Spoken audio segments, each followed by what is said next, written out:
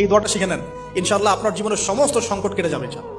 আমি নিজে ওই দোয়াটা বেশি বেশি করার চেষ্টা করি। দোয়াটা হচ্ছে, মুসা আলাইহিস সালাম একটা গাছের নিচে হেলান দিয়ে বসলেন, বসে দেখলেন দুজন মেয়ে দাঁড়িয়ে আছে দূরে, পানি নিতে পারছে না। লোকজন পানি নিয়ে যাচ্ছে, ওরা দাঁড়িয়ে আছে বেচারি। মুসা আলাইহিস সালাম গিয়ে বললেন, কি সমস্যা আপনাদের? এটা নিয়ে আপনারা আবার মেয়েদের সাথে কথা বলার চেষ্টা করেন, ঠিক আছে? তো মাহারাম গায়রা মাহারাম মেনে চলে।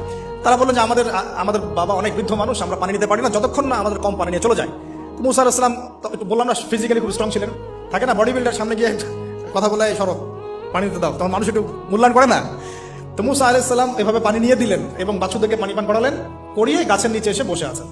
বসে বসে তিনি দোয়া করছেন, এই যে দোয়াটা তিনি দোয়া করছেন, রব্বি, একটা নেক কাজ করলেন না, মানুষের উপকার করলেন, নেক কাজ করে এসে গাছের নিচে বসে দোয়া করছে, আল্লাহ এখানে তো আমার খাবার পানি বাসস্থান কিছুই নাই, আমি কি করব? রব্বি ইন্নী লিমা আনজালতা ইলাইয়া মিন খায়রিন ফাকির, রব্বি ইন্নী লিমা আনজালতা ইলাইয়া মিন খায়রিন ফাকির।